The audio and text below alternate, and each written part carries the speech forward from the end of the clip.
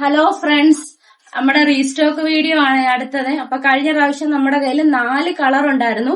Restock ചെയ്തപ്പോൾ നമുക്ക് ആകെ ഈ ഒരു കളറേ കിട്ടിയിട്ടുള്ളൂ. നല്ലൊരു ലൈറ്റ് വൈൻ ഷെയ്ഡാണ് ഇത്.